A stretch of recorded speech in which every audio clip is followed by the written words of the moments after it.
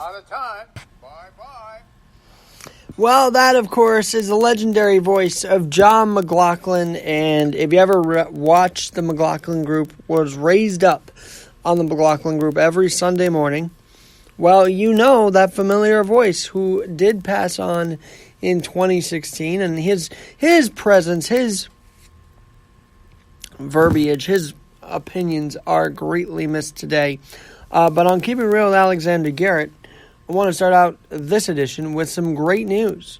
And that great news is, according to Talkers Magazine, Westwood One is kicking back up the McLaughlin Group with a new host, Tom Rogan, who actually is with the DC Examiner. I saw his posts, one of his stories I referenced here on the podcast. He's going to be the host of this podcast, along with original members Pat Buchanan, Eleanor Clift, and Clarence Page. There'll be a new generation of panelists joining the group, engaging in conversations about politics, culture, and foreign policy issues. They'll get the content listeners will from the TV program, as well as original bonus content in both the radio show and the podcast. All this is to kick off in January 2020. Television-wise, the podcast will become available on November 1, and the radio show will debut actually the weekend of Pearl Harbor, December 7th and 8th, all along Westwood One. So if you do listen to this podcast and you do miss John McLaughlin, well, the McLaughlin Group is alive. And it'll be revived by Tom Rogan, Pat Buchanan, Eleanor Clift, and Clarence Page. Now, personally, it was kind of an interesting day into the city today. It was windy as heck. Obviously, if you don't know, I rollerblade on one leg, and I have crutches. And yeah, I'm also 90 pounds. So heavy winds, what a mix that is. So I was able to stay upright and not fall down. Not need anybody to hold me through the wind. And that being said, here to do this podcast. But it is windy out. Quote unquote, the bomb cyclone is what this is being called. So be safe out there. Luckily, the rain might be passed over enough to do some baseball tonight in the Bronx. Yankees and Astros game 4 after the rain out last night. But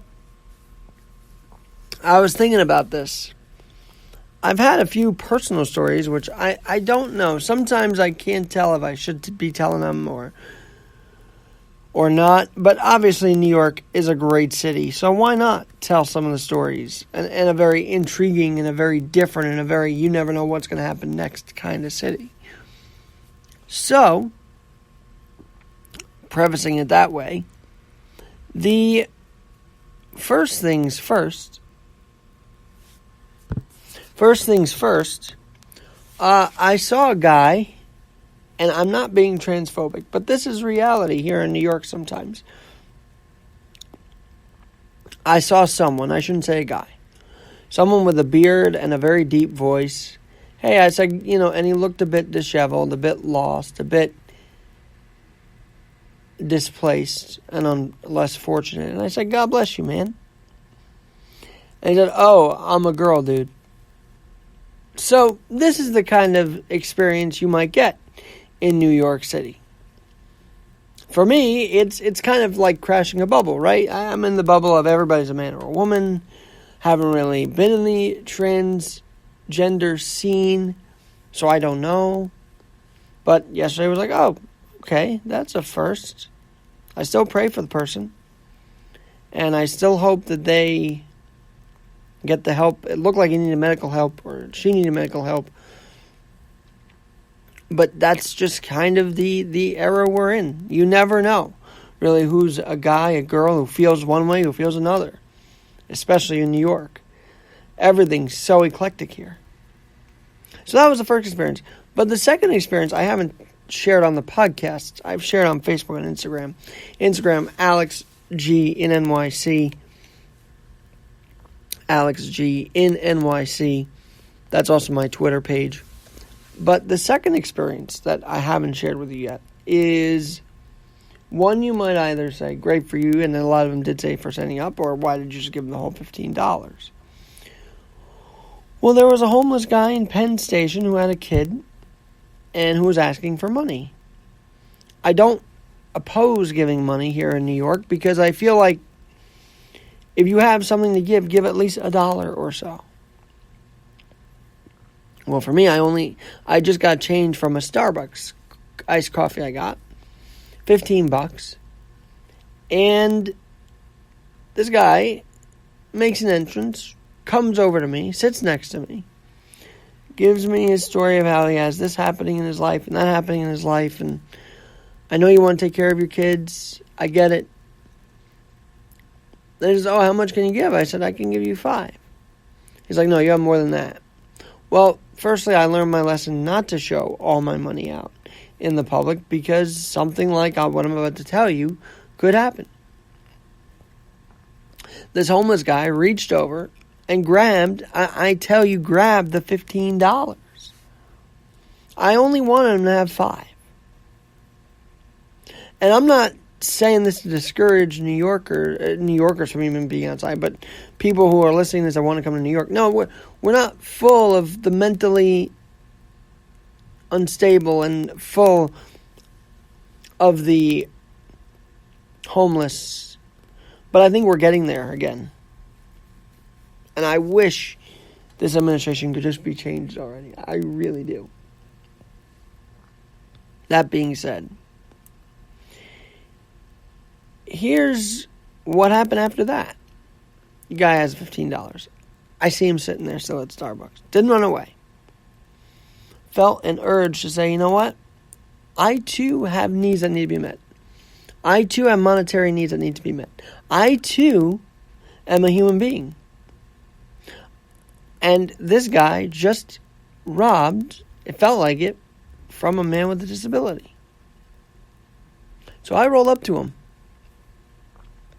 And I finally stood up for myself. And this was on the eve of my anniversary of becoming a man, quote unquote, when my bar mitzvah in 2004. This was the night before the 15th anniversary of that. So I guess manhood was felt when I made this move to get my $10 back. You know, I don't usually share these stories because I don't think they're interesting for podcasts. But maybe you do. So let me know. alex.garrett21@yahoo.com. alex.garrett, GARRETT21 at yahoo.com. If you're still listening to this, thank you very much. Do you think you'd want to hear more of my stories as a rollerblade around New York with one leg over the political talk I might do, over the sports talk I might, over the culture talk I might do? Would that be more interesting than to hear my thoughts on the world around us? Because boy, do I have a lot. Every day I have a lot, and I write about it in Medium, and I podcast about it, and I produce and talk radio, and so I do have a lot of thoughts daily in my head, rolling round and round in there, in that cranium of mine. So I never think, well, maybe I should tell my personal stories, because I don't know how interesting it'll be for you. But if you find a disabled person getting robbed in New York and then getting his money back, great. Let me know if you want to hear more of those stories. Because I'm trying to branch out this podcast as much as I can. And yes, personal interaction, personal stories is good. But I think in the grand scheme of things, me standing up for myself isn't the battle that we need to be talking about. No, the battle we need to be talking about is this fight for Americans and fight for America. I'm glad that we finally have a ceasefire, and a prayer was answered for me yesterday. Well, today, when I wrote in Medium that I pray that this Turkish situation gets figured the F out. We needed figured the F out. And today, Mike Pence said this. Thanks to the strong leadership of President Donald Trump and the strong relationship between President Erdogan and Turkey and the United States of America, that today the United States and Turkey have agreed to a ceasefire in Syria. Now that's huge news. Turkey, I guess, is saying that's not right. I don't know who's who, but that's huge news. And prayers can get answered if you just throw them out there. If you just put it in the universe will answer you. God will answer your call.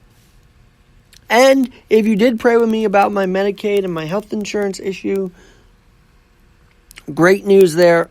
I'm covered until the end of the year, but we got a lot of work to do with that, so I'll keep you posted as well. But prayers answered this week for my personal life and for those around me,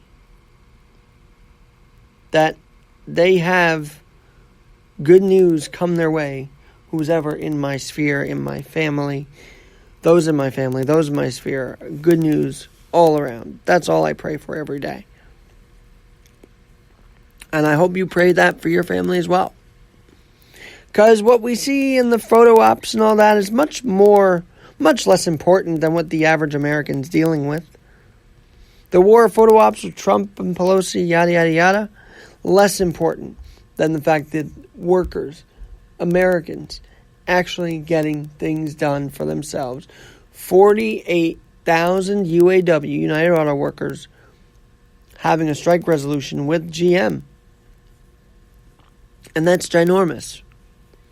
And it's so been underplayed that it can't be underplayed. And that's why I'm going to have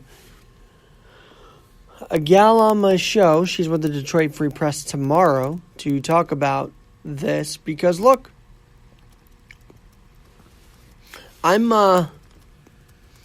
quite excited that these people made a resolution. Jamie LaRoe is going to join me tomorrow. She's been reporting at this strike from like literally day one of Detroit Free Press. She'll be with me.